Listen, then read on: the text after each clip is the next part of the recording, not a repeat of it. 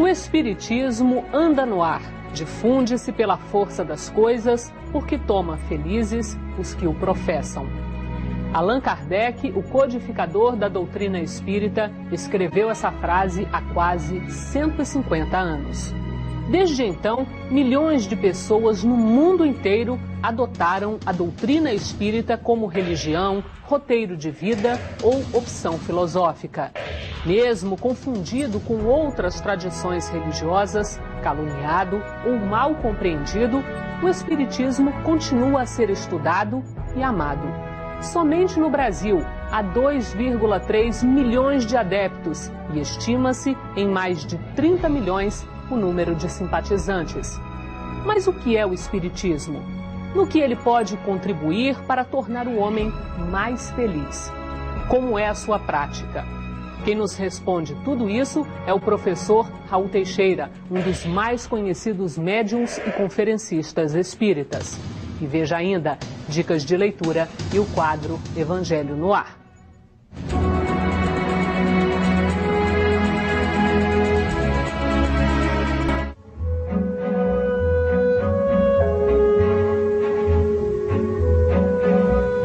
Para coisas novas, termos novos. Por isso, as palavras espírita e espiritismo foram criadas por Allan Kardec. O codificador do espiritismo queria evitar que a nova doutrina fosse confundida com outras tradições espiritualistas.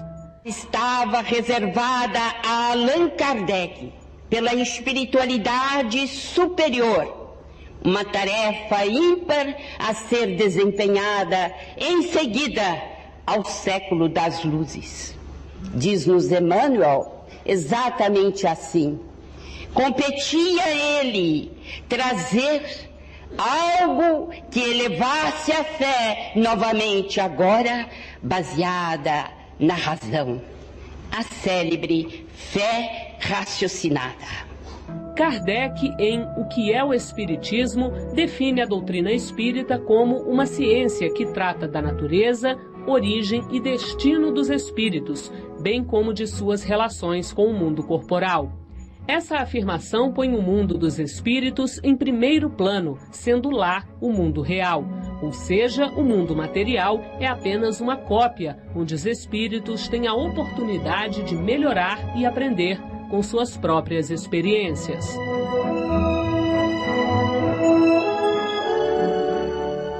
Os fenômenos espíritas sempre estiveram presentes na história da humanidade. Os espíritos superiores, interrogados por Allan Kardec, apresentaram explicações racionais sobre esses fenômenos. Assim, os princípios espíritas são universais, mas foram revelados aos poucos, de acordo com a evolução moral dos homens. Um fato que sempre esteve presente na humanidade desde os períodos mais primitivos e que gerou até o surgimento do totemismo, que é a primeira religião do homem, é o fenômeno mediúnico, que é a comunicação dos espíritos com os homens. E esse fenômeno da mediunidade, sempre que implica naturalmente no relacionamento do mundo espiritual com o mundo material, ele sempre acompanhou a evolução do homem, através do qual Deus, na sua infinita bondade, sempre ofereceu ao homem novos esclarecimentos à medida que o homem desenvolvia todas as suas potencialidades em conhecimento e também em virtude. Apoiada nos ensinamentos de Jesus, a doutrina espírita prega o amor e a caridade, mas de nada vale a teoria sem a prática.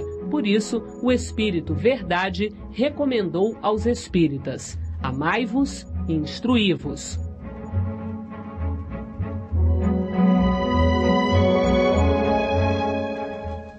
Eu converso agora com o médium e professor universitário Raul Teixeira. O tema da nossa conversa, o Espiritismo e os Espíritas.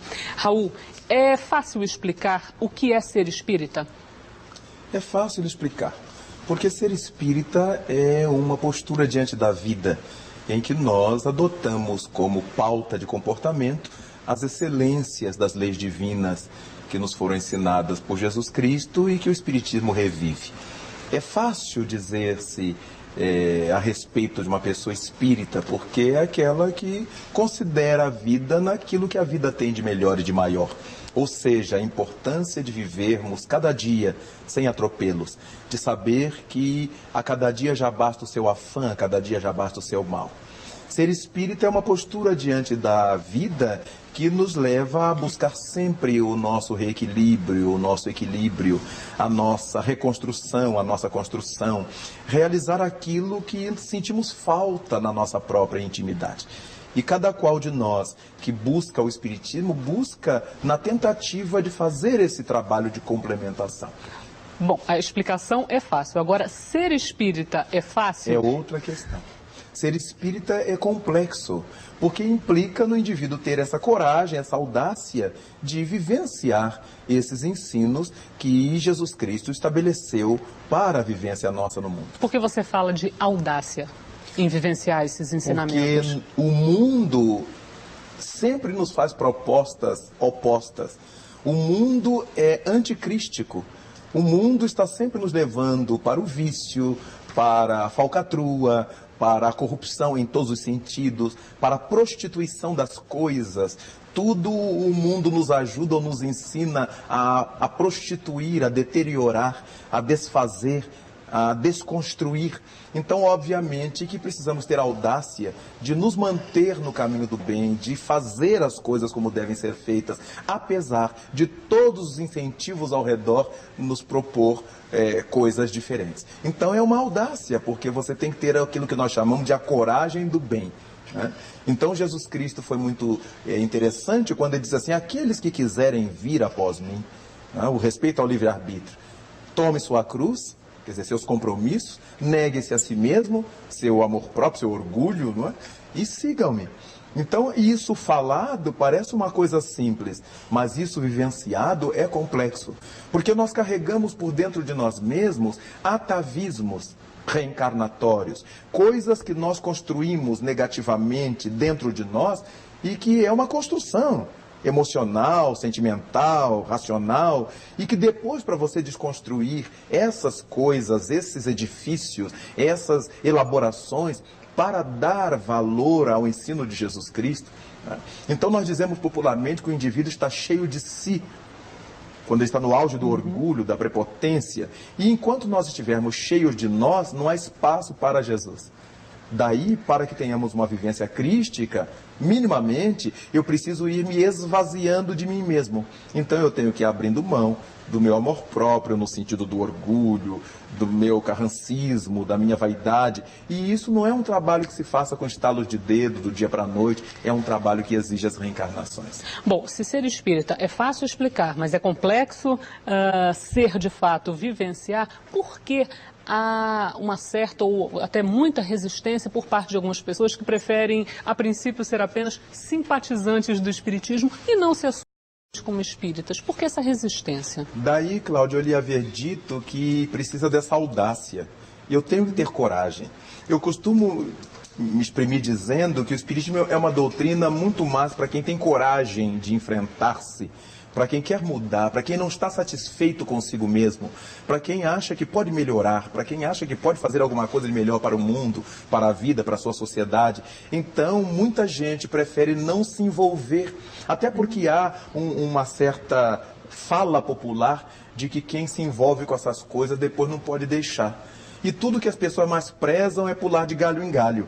Então, obviamente, isso não é uma realidade. O fato é que, depois que nós conhecemos a doutrina espírita, sua essencialidade, o poder que ela tem de nos fazer felizes, de nos elucidar, de nos permitir compreender a vida como a vida é muito difícil aceitar uma outra proposta mais infantil, uma outra proposta mais imediatista, uma outra proposta que nos engabela ao invés de nos elucidar.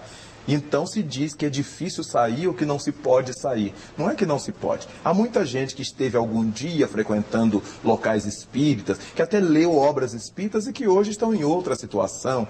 Dizem que foram espíritas, mas em verdade elas passaram pelo aquele métier do movimento espírita, sem de fato ter mergulhado nesse mar. Bom, mas se mergulhar nesse mar, além volta, de ter um bom retorno, há também que se ter bastante disposição, porque trabalho não falta. Exatamente. E que trabalho é esse?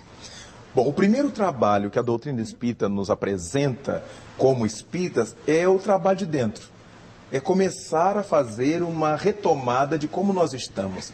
Aquilo que o Livro dos Espíritos nos diz que é o autoconhecimento. Não é? Fazer aquela elaboração do nosso estado neste momento. Eu quero mudar, eu não estou satisfeito comigo. Parece que do lado de fora está tudo bem, mas dentro de mim eu estou ansioso, eu estou angustiado, eu não estou bem, eu não estou pleno. Então eu preciso saber o que é que está me fazendo sentir assim. O que é que está me angustiando, o que é que está me magoando. E isso dá trabalho. E isso dá trabalho. Por isso Santo Agostinho nos diz no Livro dos Espíritos que ele fazia todas as noites esse exame de consciência. Perguntava a mim próprio, diz ele, o que é que eu tinha feito capaz de desatender às leis de Deus, ao meu semelhante, se alguém tinha motivo de estar contristado, aborrecido comigo, se eu houver ofendido alguém, e fazia propósito de mudança para o dia seguinte. Então o trabalho do verdadeiro espírita, aquele que está elaborando a sua vida para a sua transformação moral, ele é um trabalho trabalhoso, porque nós não podemos fazer como todo mundo faz. Nós devemos fazer como a consciência manda. E ouvir a consciência exige que eu me aprenda a conhecer. E o trabalho externo, o trabalho exterior, que trabalho é esse? Ótimo. Uma vez que nós comecemos a nos dar conta de como estamos, do que é necessário fazer para eu melhorar, já que isso não se dá de uma hora para outra, eu começo a procurar o movimento que me ajudará a realizar isto. E eu tenho no meu semelhante a matéria-prima mais importante para que eu comece a elaborar-me. Porque ninguém consegue, como diz o poeta popular, ser feliz sozinho. Nós precisamos ter essas criaturas à nossa volta como elas precisam de nós. Não foi por acaso que a divindade colocou a lei de sociedade como uma necessidade humana. Nós não conseguimos viver a sós. Nós precisamos dessa relação, desse atritar de experiências, dessa troca de experiências. E é aí que eu começo a pensar no meu semelhante. As necessidades que possivelmente eu não tenha, as necessidades que eu já tive, as necessidades que ainda me abordam, eu começo a ver isso no meu próximo. E aí é quando a doutrina espírita desce da nossa cabeça, passeia pelo nosso coração e começa a escorrer por nossas mãos. Eu começo a olhar com outros olhos os meus familiares, que são meus próximos mais próximos. E quantas vezes, nas minhas ansiedades, nos meus estresses, os meus entes queridos são os que primeiros sofrem com minha agressividade. O marido agride a esposa agride o marido, dos filhos aos pais, os pais aos filhos, irmãos entre si. As pessoas às quais nós devemos amar, nós devemos amor, ou que nos devem amor. Então nós começamos a querer modificar o nível de nossa vida doméstica. Tratar as pessoas com maior respeitabilidade. Aquela servidora doméstica, a nossa secretária doméstica, a empregada doméstica, ela é alguém que nos ajuda a ganhar dinheiro, que nos facilita a vida, que cuida dos nossos filhos, que mantém a nossa casa. Então ela merece o nosso respeito. Eu começo a ver os outros como seres humanos, como eu sou, e merecendo o respeito que eu quero receber dos outros. Então é a minha primeira sociedade, é a sociedade doméstica. Já que o Espírito Emmanuel nos diz, no seu livro A Caminho da Luz, que a primeira escola ainda é o lar. Aliás, no seu livro Consolador, a primeira escola do Espírito ainda é o lar. E a partir disto, Cláudia, nós começamos a estender esse bem que eu quero para a minha família. Eu vou para a minha instituição, se eu estou frequentando uma instituição, saber onde é que eu posso ser útil. Visitar internos penais, visitar hospitais, visitar lares de criança, lares de idosos, participar de uma feira, fazer farnel, a famosa cesta básica para famílias carentes. Então, o que eu posso fazer para ser útil? Então, obviamente que um caste de pessoas vai me convidar para participar e um número enorme de atividades aparecerá para que eu as realize. Raul, me parece que há não é exatamente um conflito, mas há uma discussão entre muitas pessoas, e não só espíritas, mas de vários credos religiosos, no que diz respeito a algo bastante simples, que é frequentar o templo ou a instituição daquela religião que você escolheu, né? Porque muitas pessoas dizem o seguinte: olha, eu não preciso, para ser um bom espírita, um bom católico, um bom o que quer que seja a sua escolha religiosa, eu não preciso necessariamente ou obrigatoriamente frequentar, participar das cerimônias, enfim. É assim no espiritismo? Ele pode ser um bom espírita, praticando todos os ensinamentos, mas não obrigatoriamente frequentando a instituição? Isso é possível?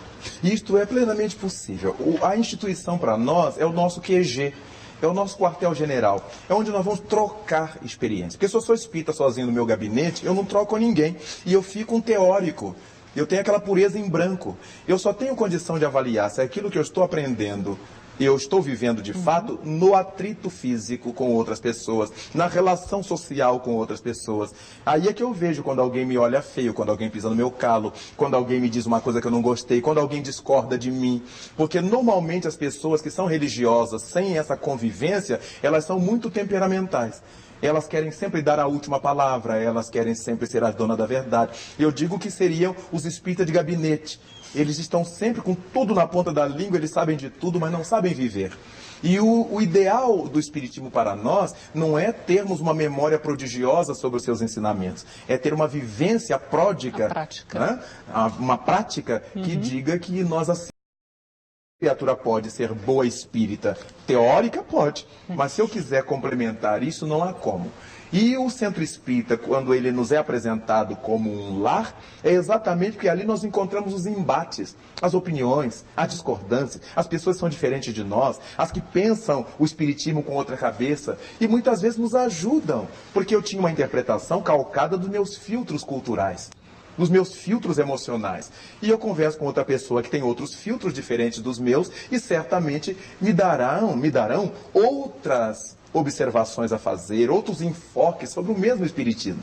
E me enriquece. Então a vida na instituição religiosa é uma vida social, no melhor sentido do termo. Ali nós trocamos, ali nós discutimos, ali nós compreendemos melhor as coisas da doutrina e elaboramos projetos sociais, assistenciais para o mundo em que a gente vive. De modo que é muito enriquecedora a vivência na instituição. E eu sei, nós temos que ter a consciência das nossas atividades domésticas, não é? No meu trabalho profissional, a minha lida social, meus lazeres, mas a vivência na instituição religiosa é de primordial importância.